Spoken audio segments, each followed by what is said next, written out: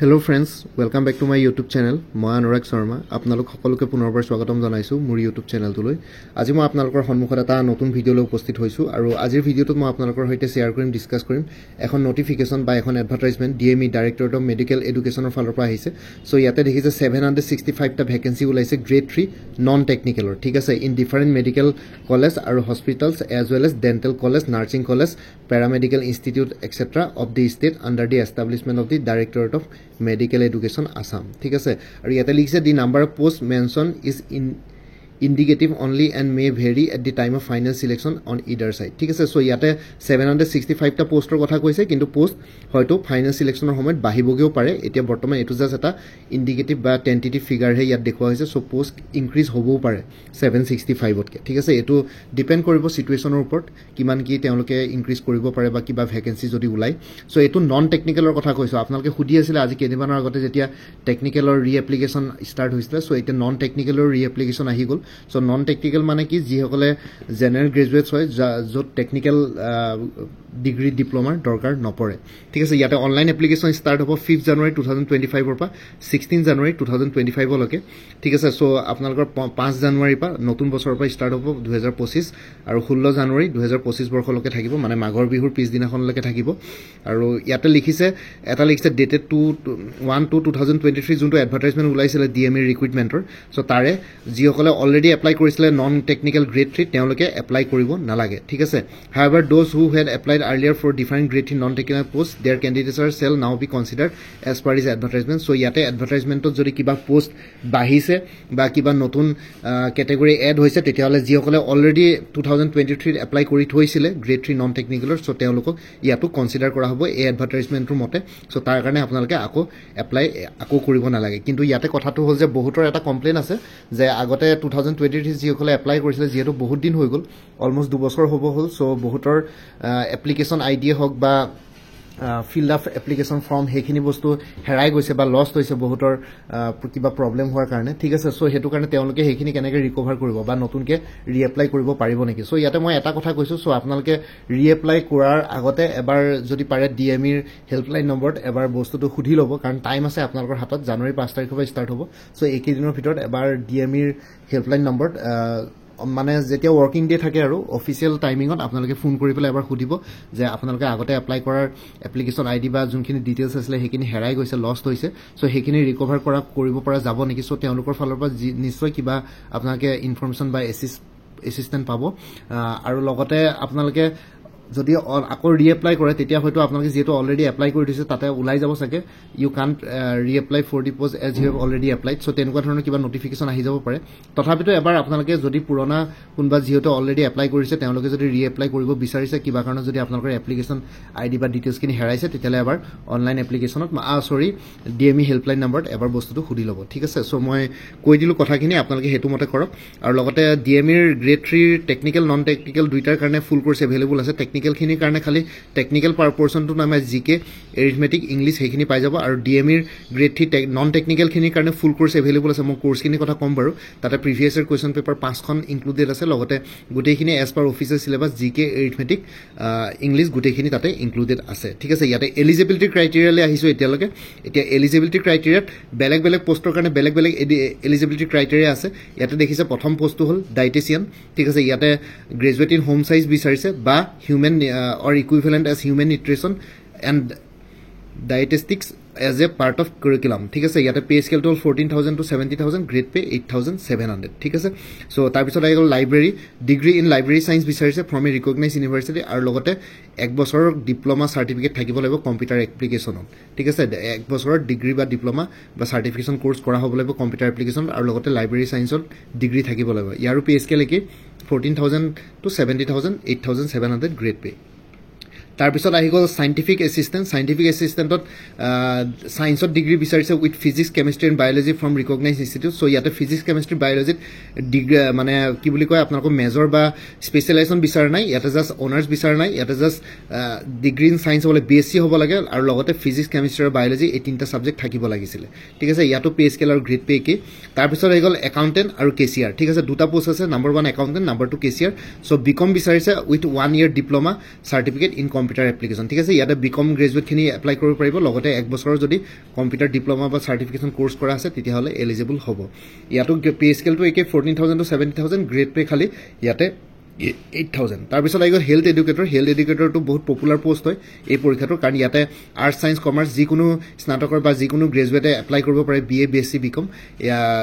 with diploma in computer application লাগে from a recognise institute ঠিক আছে ডিপ্ল'মাটো ইয়াতে 1 বছৰ বুলি মেনশ্যন কৰা নাই চ' হয়তো 3 মাহ বা 6 মাহৰ হ'লেও হ'ব ঠিক আছে সেইটো বস্তু মই একজেক্ট নাজানো কিন্তু 6 মান্থমান চাগে মিনিমাম লাগিব আৰু ইয়াতো 14,000 to 70,000 গ্ৰেড পে ইয়াতে কম হেল্থ এডুকেটৰ 7,600 ষ্টেনো কাম কম্পিউটাৰ অপাৰেটৰ বিচাৰিছে SSLC অৰ ইকুইভেলেণ্ট বিচাৰিছে মানে হাই ছেকেণ্ডেৰী পাছ বিচাৰিছে আৰু 1 বছৰ ডিপ্ল'মা বা চাৰ্টিফিকেশ্যন কোৰ্চ কৰি থোৱা হ'ব লাগিব ষ্টেনো টাইপিং আৰু 1 বছৰ ডিপ্ল'মা চাৰ্টিফিকেশ্যন লাগিব কম্পিউটাৰ এপ্লিকেশ্যনত ঠিক আছে চ' ইয়াতে 14,000 to 70,000 pay scale grade pay 7,400 health educator কাম চেনিটাৰী ইনস্পেক্টৰ এটা বেচেলৰ ডিগ্ৰী বিচাৰিছে আৰ্টছ ছায়েন্স কমাৰ্চত with diploma in computer application from a recognise institute 40,000 to 70,000 6,800 grade pay so' grade পেবিলাক লাহে লাহে কমি গৈ আছে আৰু তাৰপিছত আহি গ'ল একাউণ্ট এছিষ্টেণ্ট ক্লাৰ্ক কাম ৰেকৰ্ড কিপাৰ কাম কম্পিউটাৰ অপাৰেটৰ ঠিক আছে coding clerk record keeper computer operator documentist junior assistant LDA computer operator কাম ক্লাৰ্ক DTP অপাৰেটৰ LDA কাম computer operator lower division clerk receptionist কাম clerk record taker record keeper কাম clerk কাম computer operator store keeper কাম clerk ঠিক আছে store keeper কাম clerk কাম কম্পিউটাৰ অপাৰেটৰ ষ্ট'ৰ কিপাৰ কাম ৰেকৰ্ড ক্লাৰ্ক ঠিক আছে চ' এইখিনি নাম্বাৰ 8 পইণ্টত বহুতখিনি আছে ইয়াতে হাই ছেকেণ্ডেৰী পাছ বিচাৰিছে আৰু লগতে 1 বছৰীয়া কম্পিউটাৰৰ এপ্লিকেশ্যনৰ ডিগ্ৰী বা ডিপ্ল'মা বা চাৰ্টিফিকেশ্যন কোৰ্চ কৰি থোৱা হ'ব লাগিব পে স্কেলটো একে 14,000 to 70,000 গ্ৰেড পে 6,200 তাৰপিছত আহি গ'ল ষ্টেনোগ্ৰাফাৰ এইখিনি আছে ইয়াতো হাই ছেকেণ্ডেৰী পাছ বিচাৰিছে মানে SSLC অৰ ইকুইভেলেণ্ট 1 বছৰীয়া ষ্টেনো টাইপিঙৰ ওপৰত ডিপ্ল'মা বা চাৰ্টিফিকেশ্যন কোৰ্চ কৰি থোৱা হ'ব লাগিব আৰু লগতে কম্পিউটাৰ এপ্লিকেশ্যনত 1 বছৰীয়া ডিপ্ল'মা বা চাৰ্টিফিকেশ্যন কোৰ্চ কৰি থোৱা হ'ব লাগিব 14,000 to 70,000 grade pay 2,200 assistant library assistant ইয়াতো হাই ছেকেণ্ডেৰী পাছ বিচাৰিছে মানে SSLC অৰ ইকুইভেলেণ্ট আৰু লগতে 1 বছৰীয়া কম্পিউটাৰ এপ্লিকেশ্যনত ডিপ্ল'মা বা চাৰ্টিফিকেশ্যন কোৰ্চ কৰি থোৱা হ'ব লাগিব 14,000 to 70,000 grade pay 5,600 library laboratory assistant high secondary ছায়েন্সত বিচাৰিছে অৰ ইকুইভেলেণ্ট পাছ ইয়াতো পে স্কেলটো একেই গ্ৰেড পেটো 5,600 ষ্টেটিষ্টিকেল এছিষ্টেণ্ট বা ষ্টেটিষ্টিয়ান হাই ছেকেণ্ডেৰী পাছ বিচাৰিছে উইথ মেথমেটিক্স বা ষ্টেটিষ্টিক্স এটা যিকোনো এটা ছাবজেক্ট এজ এ ছাবজেক্ট থাকিব লাগিব কি বুলি কয় BSCত বা হাই ছেকেণ্ডেৰীত ঠিক আছে আৰু লগতে as one of the subject at SSLC level mathematics by statistics থাকিব লাগিব আৰু লগতে কম্পিউটাৰ এপ্লিকেশ্যনৰ এবছৰীয়া ডিপ্ল'মা ইয়াতে বিচাৰিছে 14,000 to 70,000 গ্ৰেড পে 5,600 ড্ৰাইভাৰ বা ভেন ড্ৰাইভাৰ দুটা পোষ্ট ওলাইছে ইয়াতে SSLC মানে মেট্ৰিক পাছ বিচাৰিছে আৰু লগতে valid LMB light motor vehicle licence থাকিব লাগিব কম্পিটেণ্ট অথৰিটি ইছ্যু কৰা 14,000 to 70,000 গ্ৰেড পে 5,000 ঠিক আছে আটাইতকৈ লোৱেষ্ট গ্ৰেড পো হ'ল ড্ৰাইভাৰ বা ভেন ড্ৰাইভাৰ এলিজিবিলিটি ক্ৰাইটেৰিয়া হ'ল কেণ্ডিডেটজনৰ এমপ্লয়মেণ্ট এক্সচেঞ্জ ৰেজিষ্ট্ৰেশ্যন চাৰ্টিফিকেট থাকিব লাগিব অসমৰ এমপ্লয়মেণ্ট এক্সচেঞ্জত ৰেজিষ্ট্ৰেশ্যন চাৰ্টিফিকেট থাকিব লাগিব আৰু সেই ৰেজিষ্ট্ৰেশ্যন চাৰ্টিফিকেটখন এমপ্লয়মেণ্ট এক্সচেঞ্জৰ ভেলিড হ'ব লাগিব বা আপোনালোকৰ ইয়াতে এক্সপায়াৰ্ড চাৰ্টিফিকেট হ'লে নহ'ব একদম এক্টিভ চাৰ্টিফিকেট লাগিব চ' কাৰোবাৰ যদি চাৰ্টিফিকেট এক্সপায়াৰ্ড হৈ গৈছে এক্টিভ কৰি লওক মানে ৰিইছ্যু কৰাই লওক চাৰ্টিফিকেট এমপ্লয়মেণ্ট এক্সচেঞ্জ ৰেজিষ্ট্ৰেশ্যন চাৰ্টিফিকেটখন এক্টিভ হ'ব লাগিব ঠিক আছে এক্সপায়াৰ্ড চাৰ্টিফিকেট ইয়াতে আপলোড কৰিলে নহ'ব কেণ্ডিডেটছৰ কেঞ্চেল কৰি দিব লাগিব এজ লিমিটটো হ'ল ইয়াতে এজৰ ক্ৰাইটেৰিয়া যেতিয়া ধৰিব তেতিয়া এজ ৱাইজ লিমিটটো 1 জানুৱাৰী 2024 ধৰিব যিহেতু এইটো 2024 এডভাৰটাইজমেণ্ট চ' 1 জানুৱাৰী 2024ত আপোনালোকৰ বয়স কিমান হ'ব লাগিব সেইটো কৈছে কেটেগৰী ৱাইজ চ' আনৰিজাৰ্ভ মানে জেনেৰেলখিনিৰ কাৰণে মিনিমাম 18 বছৰ হ'ব লাগিব 1 জানুৱাৰী 2024 বৰ্ষৰ দিনাখন আৰু মেক্সিমাম 40 ইয়াৰ্ছলৈকে আছে upper age limit OBC MOBC ৰো ঠিক তেনেদৰে মিনিমাম এজ 18 ইয়াৰ্ছ আৰু আপাৰ এজ লিমিটটো 43 years SC ST minimum 18 upper age 45 PWD persons with ডিছেবিলিটিৰ কাৰণে মিনিমাম 18 ইয়াৰ্ছ মেক্সিমাম 50 ইয়াৰ্ছ ঠিক আছে এপ্লিকেশ্যন ফি ইয়াতে নাই no fee is required to be paid so' free হয় এপ্লিকেশ্যন ফি ইয়াতে পে' কৰিব নালাগে আৰু চিলেকশ্যন প্ৰচেছটো হ'ল চিলেকশ্যন প্ৰচেছটো আপোনালোকৰ অফিচিয়েল ৱেবছাইট ডাইৰেক্টৰ মেডিকেল এডুকেশ্যনৰ অফিচিয়েল ৱেবছাইট বা www.dme.assam.government.in ত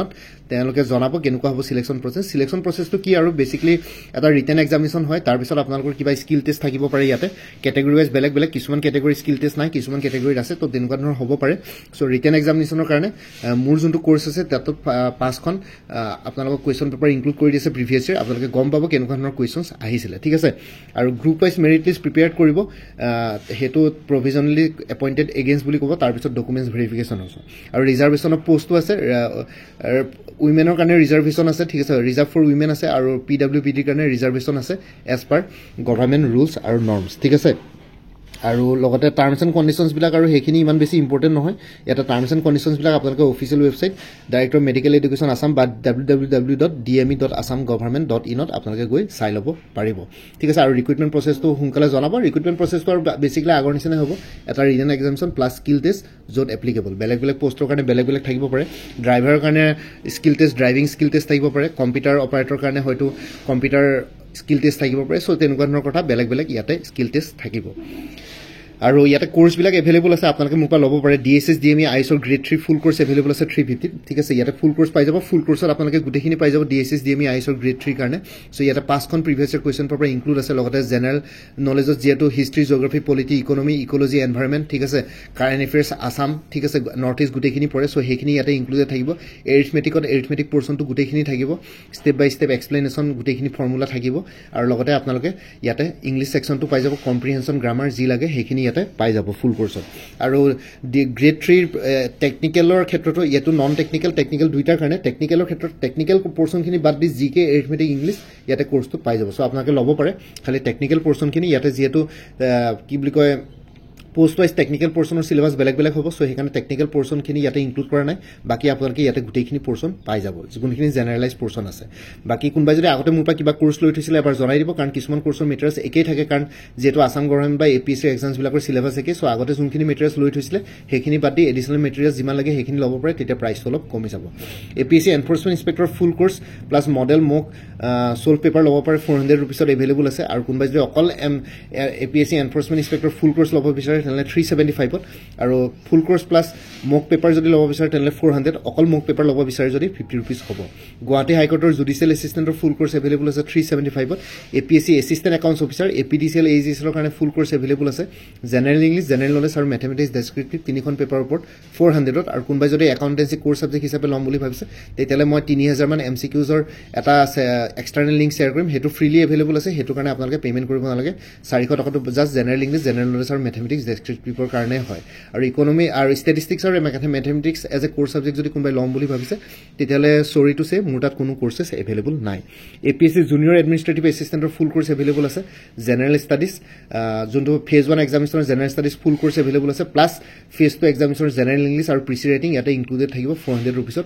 আসাম পুলিচৰ যেটো পৰীক্ষা আহি আছে এসআই কনষ্টেবলৰ অন্যান্য পোষ্টৰ কাৰণে ফুল কোৰ্স এভেইলেবল আছে 350 এপিএসসি ষ্টেনোগ্ৰাফাৰ গ্ৰেড 2 যোনটো ৰিটেন এক্সামিনেশ্যন আছে তাৰ কাৰণে ফুল কোৰ্স এভেইলেবল আছে 300 উইমেন এণ্ড চাইল্ড ডেভেলপমেন্টৰ ষ্টেটিষ্টিকেল এসিস্ট্যান্টৰ ফুল কোৰ্স এভেইলেবল আছে 350 আৰু মোৰ পৰা কোৰ্স ললে আপোনালোকে কাৰেন্ট এফেয়াৰ্স বিলাক লাইফ টাইমৰ কাৰণে পাই থাকিব তাৰ কাৰণে এটা ৰিমাইন্ডাৰ মেছেজ দিলে হ'ল প্ৰত্যেক মাহৰ ষ্টাৰ্টিংতে এতিয়া বৰ্তমান কোৰ্সখিনি কাৰেন্ট এফেয়াৰ্স জানুৱাৰী 2023 পৰা নৱেম্বৰ 2024 লৈকে কভাৰ কৰা হৈছে বাকি ডিসেম্বৰ মাহটো কমপ্লিট হোৱাৰ পিছত জানুৱাৰী 5 তাৰিখ মানে ডিসেম্বৰ মাহৰ কাৰেন্ট এফেয়াৰ্সও পাই যাব আপোনালোকে জানুৱাৰী 4 তাৰিখ মানে মোৰ এটা ৰিমাইন্ডাৰ মেছেজ দি দিব আৰু ইয়াতে যোনটো WhatsApp নম্বৰ দিয়া আছে সেই নম্বৰটোত মেছেজ কৰি জনাওক 9706557851 আপোনালোকক কোনটো কোৰ্স লাগে কোৰ্সৰ কন্টেন্টছখিনি শেয়াৰ কৰিম লগতে পেমেন্টৰ লিংক দিম পেমেন্ট কৰাৰ লগে লগে গোটেই কোৰ্সটো নিজৰ WhatsAppত PDF ফৰ্মত পাই যাব আৰু ইয়াতে যোনটো WhatsApp নম্বৰ দিয়া আছে এটো অনুগ্ৰহ কৰি কল নকৰিব এটো জাস্ট WhatsApp মেছেজৰ কাৰণে এভেইলেবল কলৰ কাৰণে এভেইলেবল নহয় বাকি ভিডিও ডেসক্ৰিপচন আৰু কমেন্ট সেকশন চেক কৰক তাতে কোৰ্সখিনি কথা আৰু এবাৰ উল্লেখ কৰি দিছো আপোনালোকে এবাৰ চাই ল'ব পাৰিব আৰু লগতে এটা প্লেলিষ্ট ক্ৰিয়েট কৰি থোৱা আছে ডিএছএছ ডিএমই আইউছ বুলি সেই প্লেলিষ্টৰ লিংকটো এই ভিডিওটোৰ ডেসক্ৰিপচনত দি দিছো আপোনালোকে সেই প্লেলিষ্টত গলে এই পৰীক্ষাটোৰ লগত জড়িত সকলো ধৰণৰ ইনফৰমেটিভ আৰু ভিডিওছ বিলাক পাই যাব আৰু লগতে মোৰ আৰু এটা চেনেল আছে অসম আইকিউ বুলি সেই চেনেলটোৰ লিংকটো এই ভিডিওটোৰ ডেসক্ৰিপচনত শেয়াৰ কৰিছো আপোনালোকে হেতু চেনেলটো সাবস্ক্ৰাইব কৰিব পাৰিব সো ভৱিষ্যতলৈ এনেকুৱা ধৰণৰ কম্পিটিটিভ এক্সামছ বিলাক দিয়াৰ ক্ষেত্ৰত আৰু অলপ এক্সট্ৰা গাইডেন্স পাই যায় বাকি মোৰ ভিডিওছবোৰ চাই যদি ভাল পায় মোৰ চেনেলটো সাবস্ক্ৰাইব কৰি ল'ব আৰু লগতে আপোনালোকৰ যিমানখিনি ফেমিলি ফ্ৰেণ্ডছ ৰিলেটিভছ আৰু চিনাকি এক্সপিৰিয়েঞ্চ আছে তেওঁলোকৰ লগত মোৰ চেনেলটো শ্বেয়াৰ কৰিব লগতে কমেণ্ট ছেকশ্যনত জনাব কিবা যদি কুৱেশ্যন থাকে ডাউট থাকে মই নিশ্চয় আপোনালোকৰ কুৱেশ্যনছ আৰু ডাউটছবিলাকৰ ৰিপ্লাই দিবলৈ চেষ্টা কৰিম বাকী ভিডিঅ' ডেছক্ৰিপশ্যন আৰু কমেণ্ট ছেকশ্যন চেক কৰক কোৰ্ছবিলাকৰ কথা উল্লেখ কৰা আছে DSS DME আয়ুষৰ প্লেলিষ্টৰ লিংক দিয়া আছে আৰু লগতে মোৰ যোনটো second YouTube channel Assam IQ সেই চেনেলটোৰ লিংকটো এই ভিডিঅ'টোৰ ডেছক্ৰিপশ্যনতে শ্বেয়াৰ কৰিছোঁ ভিডিঅ' ডেছক্ৰিপশ্যন আৰু কমেণ্ট ছেকশ্যন চেক কৰিবলৈ নাপাহৰিব বাকী আজিৰ ভিডিঅ'টো ইমানতে সমাপ্ত কৰি আপোনালোক সকলোৰ পৰা বিদায় দিলোঁ কাইলৈ পুনৰ এটা নতুন ভিডিঅ' লৈ আপোনালোকৰ সন্মুখত উপস্থিত হ'ম তেতিয়ালৈকে ভালকৈ প্ৰিপেৰেশ্যন কৰি থাকক সকলোলৈ অল দি বেষ্ট থাকিলে bye take care friends Bharat মাতা কি জয় জয় আই অসম